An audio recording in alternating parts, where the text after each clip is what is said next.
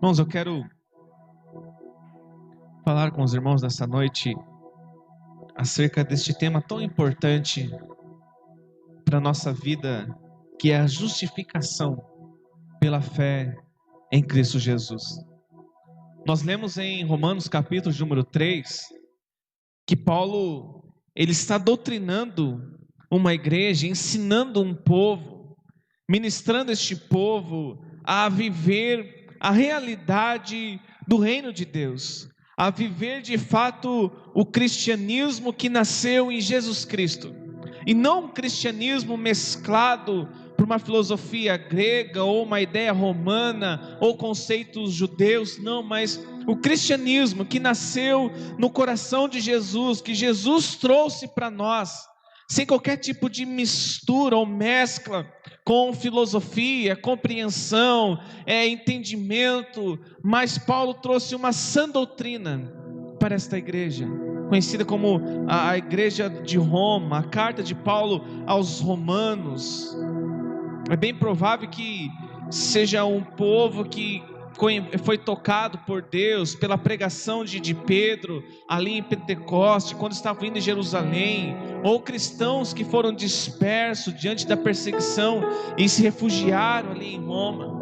Mas nós vemos que Paulo tem um carinho especial. Paulo tinha o prazer no seu coração de estar com eles, de fazer daquela igreja uma igreja que ia manter o seu ministério, que ia apoiar a sua vida missionária, uma igreja que ia dar suporte para Paulo chegar na Espanha e anunciar o evangelho.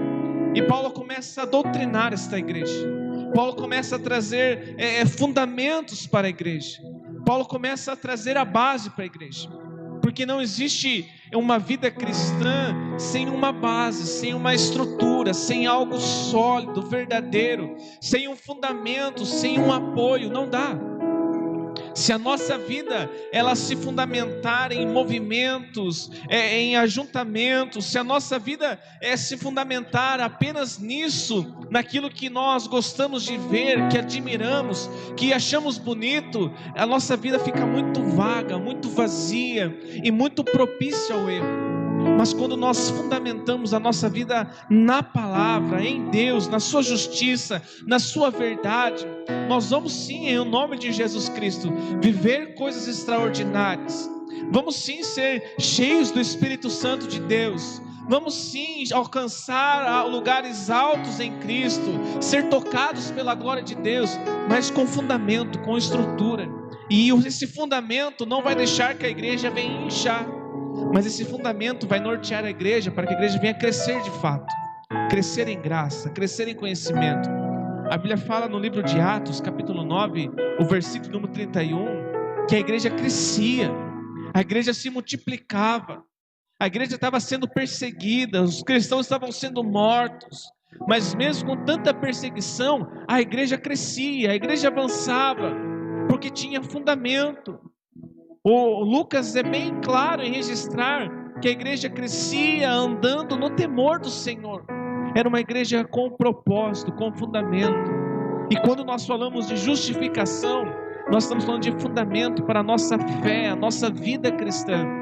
E Paulo ensinando isso à igreja de Roma, ele começa a dizer, olha, agora se manifestou a justiça que provém de Deus, independente da lei, mas a justiça ela provém de Deus, mediante a fé em Cristo Jesus. A justiça ela provém totalmente de Deus, porque a grande verdade, irmãos, é que não há nenhum justo, não há nenhum justo, não há nenhum merecedor, não há ninguém que possa dizer que é digno de alguma coisa, que é digno do reino, que é digno das bênçãos, que é digno do Espírito Santo, que é digno de servir. Não há ninguém digno, não há ninguém justo. Paulo é bem claro no capítulo número 23, que ele diz, olha, todos pecaram, pois todos pecaram. Ninguém ficou sem pecado, ninguém viveu sem pecado, a não ser um que não tinha pecado, mas morreu e se entregou pelos nossos pecados. A não ser um, a qual a Bíblia fala que no meu e no seu lugar, ele foi chamado de maldito por mim e por você. Ele levou a nossa cruz, Ele levou a nossa culpa, Ele levou os nossos pecados. Então todos pecaram. Paulo fala, pois todos pecaram, todos, eu, você, nós pecamos, erramos, pecamos no agir, pecamos no falar, pecamos no pensar, pecamos no reagir. Nós pecamos a todo momento, nós pecamos e erramos. Mas Paulo está falando de um pecado que não está condicionado àquilo que nós fazemos, mas àquilo que nós herdamos. Um pecado que nós chamamos de pecado original. O pecado que vem desde o Éden e está em mim e está em você. Esse pecado que nos torna escravo. Esse pecado que assola a mim e a sua vida, a ponto de ter dia de nós acordarmos tão desanimados, desmotivados e pensarmos coisas que nunca deveríamos pensar. E muitas das vezes pedimos coisas para Deus que nunca deveríamos pedir, mas acabamos falando por causa desse pecado que assola a minha e a sua alma, que tenta tirar de mim e de você a vida em abundância que Deus prometeu para nós. É o pecado que nós herdamos de Adão. Não é uma questão de consequência, não é uma questão de ação, mas é uma questão de natureza. É algo que nós herdamos, é algo que trazemos da nossa primeira semente lá do jardim. Nós trazemos para nós, para o nosso dia, é o pecado. Eu gosto de uma frase de Martinho Lutero, que ele dizia que, olha, eu pensei que eu ia afogar o pecado nas águas do batismo, mas eu descobri que o miserável sabia nadar. Martinho Lutero disse isso, aquele que foi o pioneiro, né, um dos pioneiros da reforma protestante. Ele falou, olha, eu descobri que o miserável sabia nadar. Eu pensei que eu ia afogar ele nas águas do batismo e nunca mais ia vê-lo. Mas eu descobri que ele sabia nadar e ele me assola, ele me atormenta. E se você assistir ou ler ou ver alguma história sobre Martinho Lutero, você vai ver que ele chegava todo dia, dobrava o joelho e começava a brigar com Satanás, começava a pedir perdão por 1001 pecados que ele cometia. Mas um dia ele entendeu algo que nós precisamos entender, que o justo viverá pela fé. Diga assim comigo, o justo viverá pela fé. Mas qual justo, se não há ninguém justo? Qual justo vai viver por esta fé, se não há ninguém justo? Nada que eu e você venhamos fazer nos torna justo ou merecedor. Mas um dia, Deus enviou o seu Filho para este mundo. O Verbo se fez carne. O Verbo habitou no meio dos homens e Ele trouxe luz, Ele trouxe graça, Ele trouxe vida para todos nós. E o único justo morreu por muitos injustos, porque pelo pecado de Adão todos pecaram, mas pelo sacrifício de Jesus Cristo na cruz do Calvário, todos nós somos justificados mediante o sangue de Jesus Cristo, nosso Senhor. O sangue dele nos justifica, não as nossas ações, não o quanto fazemos ou o quanto nós fazemos, mas é o sangue de Jesus Cristo derramado na cruz do Calvário. Justifica a sua consciência, justifica a sua vida. Saiba que o justo viverá pela fé. Saiba que nele nós somos perdoados de todos os nossos pecados. Então Paulo fala, todos pecaram, todos estão destituídos da glória de Deus, mas a justiça, gratuitamente por sua graça, mediante a redenção, o sacrifício de Jesus, essa justiça nos alcançou. E essa justiça não provém daquilo que nós fazemos, mas essa justiça ela provém totalmente de Deus, em meu e seu favor. Foi como nós cantamos aqui, favor imerecido, graça imerecida. Não há mérito em nós, mas essa graça nos alcançou, nos amou. O sangue de Jesus nos justificou. Mas como que eu vivo isso? Paulo deixa bem claro, é simples, é pela fé em Jesus Cristo. Então nós temos que aprender a viver pela fé, porque quando nós vivemos pela fé, irmãos, nós desfrutamos da bênção da justificação. É isso que nós lemos no capítulo 5, tendo sido, pois, justificados. Eu sou justificado pelo sangue de Jesus Cristo. Então a minha natureza, que era pecaminosa, ela é removida, ela é deixada de lado, ela é morta. E agora uma nova natureza envolve o meu ser, uma natureza que vem de Deus, porque o Espírito Santo de Deus passa a habitar e fazer morada em nós. Paulo fala que agora nós não somos mais escravos do pecado, que nós não pertencemos mais ao pecado, que as nossas mãos não são mais para o pecado, mas são para glorificar e exaltar o nosso Deus. É uma nova natureza, é uma natureza nova, é nascer de novo. É aquilo que Jesus fala para Nicodemos: Nicodemos, é necessário, é importante que o homem nasça de novo, pois só assim ele vai ver, só assim ele vai entrar no reino de Deus. Nascer de novo. Mas Nicodemos fala: mas como que eu posso nascer de novo sendo velho? Jesus fala: Nicodemos, não é disso que eu estou falando, mas é nascer das águas, é nascer do Espírito. É você não vir me procurar à noite com medo de ser visto. É você deixar de lado tudo que você conquistou, os seus méritos, a sua fama como mestre em Israel, e entender que somente em mim você tem redenção, que somente em mim você vai encontrar vida. Somente em Jesus nós vamos poder nascer de novo. É somente nele. É uma nova natureza que Deus dá para mim, uma nova natureza que Deus dá para você. É por isso que Paulo fala também à igreja de Corinto: aquele que está em Cristo Jesus, nova criatura é. Paulo fala de uma natureza nova, de uma vida nova. Paulo fala: as coisas velhas já se passaram, eis que tudo se fez novo. O autor de Hebreus fala que Jesus preparou para mim e para você um novo e vivo caminho. É vida nova em Cristo Jesus, é se agarrar nele, assim como Jacó se agarrou, assim: eu não largo enquanto o Senhor não me tocar, enquanto o Senhor não me tocar, eu não vou largar. Mas o que foi o fator determinante para Deus tocar em Jacó? Foi quando Deus olha para ele e fala: qual é o seu nome? Qual é o seu nome? Você que até hoje enganou, você que até hoje mentiu, você que até hoje roubou, você que até hoje pecou, você que até hoje usurpou, você que até hoje tem algo que não era seu por direito. Qual é o seu nome? Meu nome é Jacó. Eu sou Jacó. Eu sou Jacó que enganei meu pai.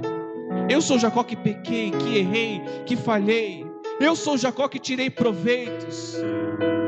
Deus olha: a partir de agora você não será mais Jacó, mas a partir de agora você será Israel. Nova natureza, nova vida, nova identidade. E sabe, você está com medo do seu irmão, porque você mandou até pessoas ir à frente. Não, agora você não tem mais medo do seu irmão. Jacó tinha medo, agora Israel não. Israel vai lá, reconcilia com teu irmão, vive em paz com seu irmão, porque a nova natureza em Cristo Jesus, ela vai nos ensinar a viver em comunhão com o próximo e em comunhão com Deus. É nova vida que Deus tem para nós, e nós precisamos viver isso.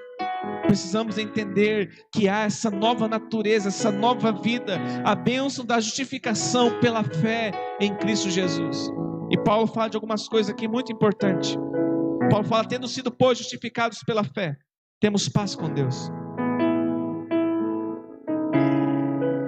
Nós temos paz com Deus. E não tem coisa melhor, irmãos, do que nós estarmos em paz com Deus. Não tem coisa mais agradável do que a nossa consciência estar em paz com Deus. A Bíblia fala que nós éramos inimigos de Deus. Os nossos pecados nos tornou inimigo de Deus. Mas a justificação, ela faz eu e você ter paz com Deus, por nosso Senhor Jesus Cristo. Nós precisamos ter paz com o Senhor. Quando nós se aproximamos dele, quando somos justificados, nós temos paz com o Senhor, paz com Deus. Essa calmaria que fica sobre a nossa mente, essa tranquilidade que repousa sobre o nosso coração, a certeza que estamos com Deus e Deus está conosco. A certeza que aquilo que nós fazemos no nome dEle, para a glória dEle, o Senhor faz, o Senhor realiza, Ele é presente. A certeza que em meio às tribulações e às adversidades, a paz de Deus vai nos guardar, e certamente passaremos e venceremos em o nome de Jesus Cristo. A justificação traz paz com Deus. E nós precisamos andar em paz com Deus. Talvez a sua consciência tenta te culpar e te condenar por coisas que aconteceram lá atrás. Por coisas que você fez ou deixou de fazer. Por erros que você cometeu ou erros que cometeram com você. Mas o Senhor nesta noite quer trazer paz para sua mente, paz para o seu coração. E fala, olha para frente. Não deixe o passado, não deixe a acusação, não deixe as afrontas que vêm do passado atormentar o seu presente. Desfrute da paz com Deus. E você vai deixar, olha, isso passou, isso aconteceu. E a partir de hoje eu vou olhar para frente. Um dia eu estava conversando, acho que eu e o Gilson e mais algum irmão, e a nossa conversa começa boa, irmãos, mas de repente entra as brincadeiras no meio, né? Por parte do Gilson sempre. Entrou brincadeira. E não sei o que eu falei para ele. Ele falou, cara, para de ser coveiro, rapaz, ficar mexendo em coisa morta, né? Já aconteceu, passou. E não é brincadeira, é uma grande verdade, né? Porque a gente gosta de brincar, fala uma coisa que aconteceu lá atrás, coisas corriqueiras da vida. Ele falou, para de ser coveiro, mexer em coisa morta. Mas trazendo para nós, sim, para agora, para dentro da mensagem, sabe, às vezes a gente é pior que o inimigo da nossa alma, irmãos. Às vezes nós parecemos coveiro, sabe, coisas que Cristo já perdoou, e nós começamos a cavar, a procurar estas coisas do passado, e a gente estava tão bem, mas a gente começa a mexer nisso da nossa mente, dentro de nós, dentro do nosso consciente, subconsciente. De repente a gente fica abatido, desanimado, triste, mas sendo que Deus já nos deu a paz. Mas às vezes nós fazemos questão de ficar remoendo, trazendo para agora, para hoje, coisas que já aconteceram, coisas que não aconteceram, coisas que deram certo, coisas que deram errado pelas nossas ações. Sabe, o que aconteceu não vai mudar, o que passou não vai mudar. O que muda é você saber que Deus te perdoou, que você é justificado pela fé em Cristo Jesus, e que hoje você tem paz com Deus. Então nós não podemos deixar nada daquilo que aconteceu assolar a nossa vida, a ponto de o nosso presente estar paralisado, estagnado. Às vezes a nossa vida não anda, porque nós estamos olhando para trás, nós estamos remoendo aquilo que Jesus já perdoou, porque Ele não muda o nosso passado, mas Ele perdoou o nosso passado, Ele perdoou a nossa vida, Ele perdoou a nossa antiga prática, e glória a Deus que Ele nem levou em conta o tempo da nossa ignorância, mas agora Ele nos chama, vem e vede que o Senhor é bom, e vejam as obras do Senhor. É olhar para frente, é deixar para trás as coisas que ficaram, e avançar, e prosseguir. Então não permita, irmãos, que aquilo que aconteceu ontem deixe isso paralisar e impedir o seu hoje, o seu agora. Tenha paz com Deus. Quando você dobrar os seus joelhos, lembre que não é o que você faz, mas é o que o Cristo fez na cruz do Calvário, que te dá direito de dobrar os joelhos, sentir a presença de Deus. Deus, eu quero que a tua paz repouse sobre o meu coração, eu quero desfrutar desta bênção que a justificação traz para a minha vida, a paz com Deus, mediante a fé em Cristo Jesus. É por isso que nós falamos no início, o justo viverá pela fé. E quando nós vemos pela fé, nós temos paz com Deus. Depois, Paulo fala, nós temos paz com Deus, mediante o nosso Senhor Jesus Cristo, por meio de quem obtivemos acesso, pela fé, a esta graça. Paulo fala, olha, pela fé em Jesus Cristo, com a bênção da justificação, foi dado a você o acesso a esta graça pela fé, acesso a Deus, acesso à presença de Deus. Nós olhamos para o Antigo Testamento, e até antes da morte de Jesus Cristo, a Bíblia fala que havia um véu que separava o santo lugar do santíssimo lugar. Esse véu separava, e só o sacerdote podia entrar lá uma vez por ano, e você conhece isso, já estudou. Se porventura não estudou ainda, eu convido você a dar uma estudada no Antigo Testamento. Você vê que o sacerdote ia uma vez por ano e entrava lá, e tinha todo aquele ritual, aquele cuidado para não morrer ali no Santíssimo Lugar. né, tinha todo o trabalho que tinha que ser feito mediante as leis que Moisés estabeleceu por Deus. Mas quando Jesus Cristo se entregou por mim e por você na cruz do Calvário, quando o sangue de Jesus nos alcançou, quando Jesus disse: Pai, está consumado, a Bíblia fala que o véu do templo se rasgou de cima a baixo e nada mais impede aquele que foi justificado pelo sangue de Jesus Cristo de entrar na presença de Deus. É isso que Jesus falou para a mulher samaritana: olha, não é um santíssimo lugar, não é um monte, não é Samaria, não é Jerusalém, não. O tempo é agora, o tempo é este, que os verdadeiros adoradores adorarão o Pai. Em qual lugar? Em nenhum lugar, mas como? Em espírito e em verdade. Então não é uma questão de onde estamos, mas é uma questão de como o nosso coração se inclina, se volta e se prostra diante de Deus. Então não é lugar, não existe lugar certo, lugar errado. Não, existe um coração que deseja estar na presença de Deus, um coração que foi banhado, lavado pelo sangue de Jesus Cristo. Isso nos dá acesso à presença de Deus. Você pode acessar, irmãos. A presença de Deus não é exclusiva do pastor, do evangelista, do presbítero, do diácono, do ministro, do que canta, do que dança, do que pula, do que ora em línguas, do que não ora, não. A presença de Deus, ela é para todos aqueles que creem em Jesus Cristo. Todos têm livre acesso a essa presença, porque ninguém alcança isso. Isso é uma bênção da justificação na nossa vida.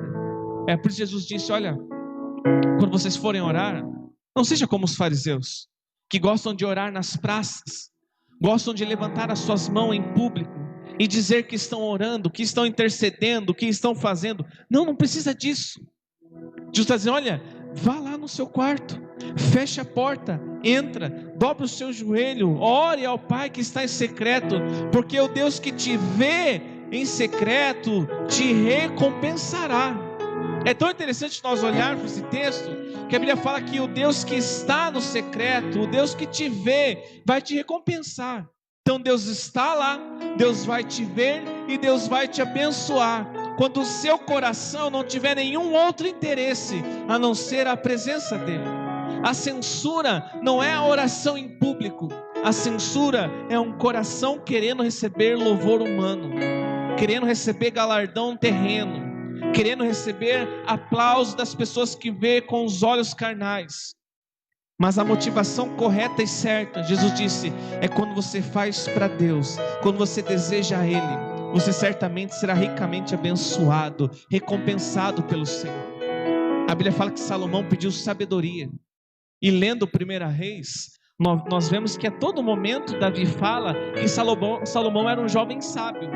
Todo momento ele fala: não, mas você é um jovem sábio, você é um homem sábio, você sabe como vai fazer, Salomão. Você lembra dessa pessoa, Salomão? Eu sei que você é sábio para agir. A todo momento Davi fala que Salomão era um homem sábio.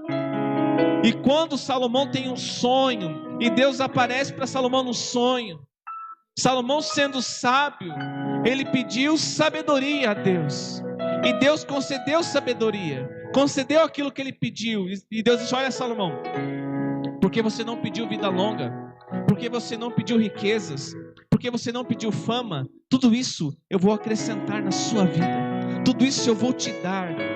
Sabe o que eu aprendo com Salomão, irmãos?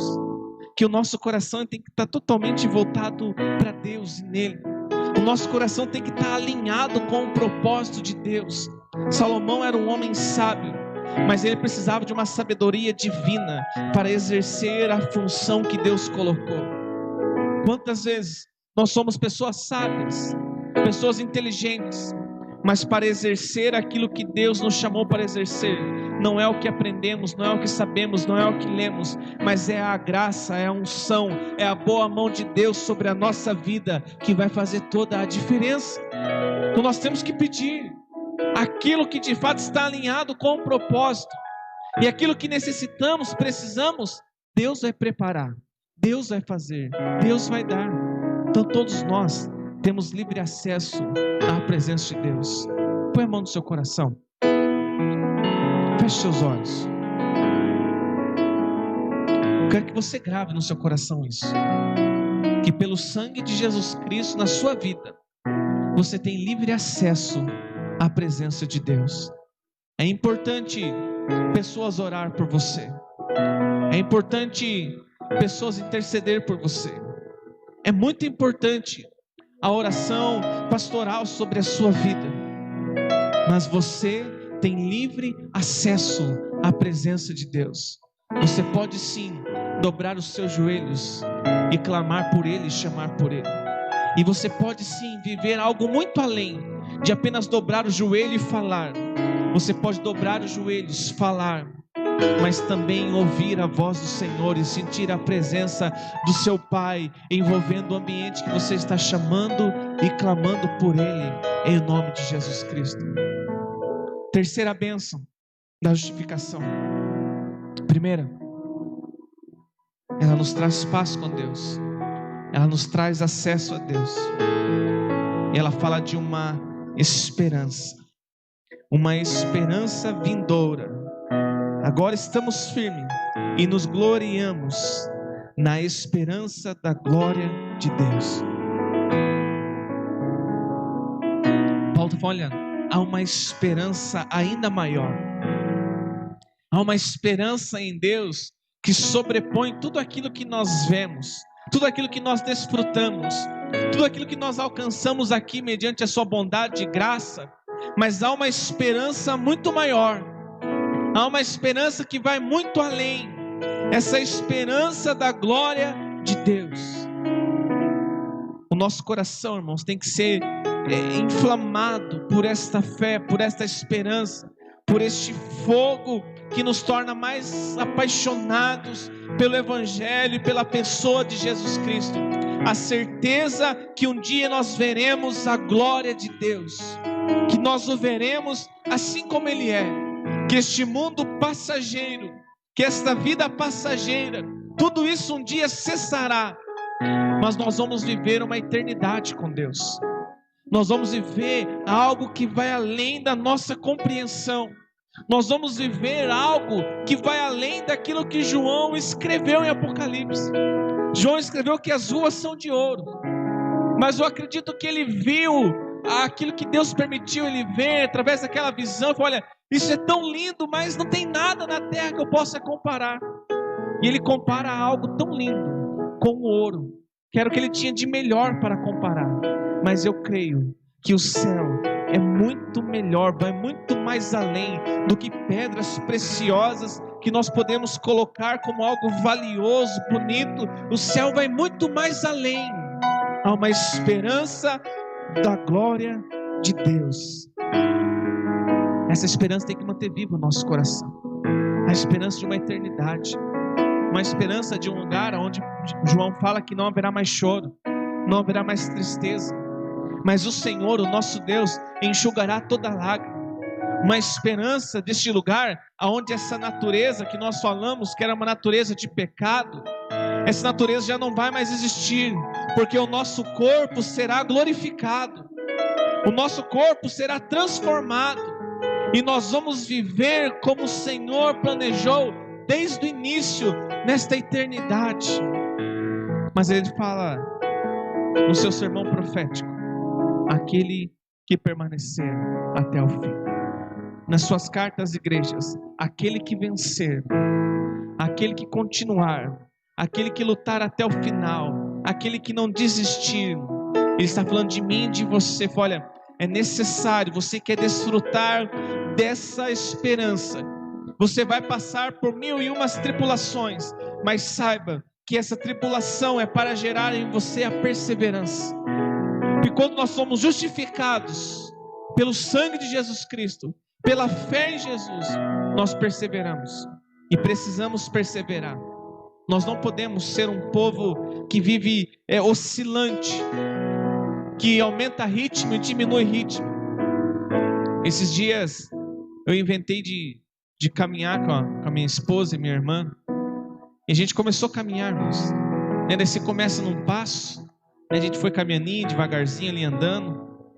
Daí fazia tempo que não caminhava, não corria, não fazia nada. Nessa quarentena deixou a gente um pouquinho mais acomodado ainda, né? Antes tinha um futebolzinho, né, Alex? A quarentena ajudou, né? É, Jesus. Mas A gente foi lá, eu falei, não, eu vou correr um pouco. Eu vou correr um pouquinho, porque né, antes estava correndo. Não, eu falei, vou correr. Irmãos, foi que acho que 100 metros, 200 metros ali. Eu dei aquela corrida, daqui a pouco já começou a amolecer a perna, já começou a faltar ar. Falei, misericórdia, não dá mais, né? Eu falei para a Jamile e para a Helena, vou alcançar vocês rapidinho, né? Ali dando volta. Eu alcancei elas depois acho que da quarta, quinta volta que a gente deu, daí que eu fui alcançarmos. Mas fui alcançar já esgotado, quase morrendo. E sabe o que isso significa? Que muitas das vezes, irmãos, é melhor manter um ritmo contínuo do que querer correr rápido e não conseguir chegar no final. É muito melhor você chegar em um lugar passo após passo do que você querer começar rápido e não conseguir terminar aquilo que foi proposto. E a perseverança é isso. A perseverança não é você ir rápido. A perseverança não é você ir devagar. A perseverança é você ser contínuo, ser constante. Sabe o que Deus quer de mim, de você, nessa caminhada e jornada cristã? Que nós sejamos constantes, firmes no propósito que Deus nos deu, mas constante no avanço que o Senhor tem para nós. Não precisa correr disparado na frente, e não precisa também andar muito devagar, mas seja constante. Caminhe naquilo que Deus está proporcionando a você a caminhar. Quando eu avanço, mas amanhã eu diminuo, eu não estou perseverando, eu estou recuando.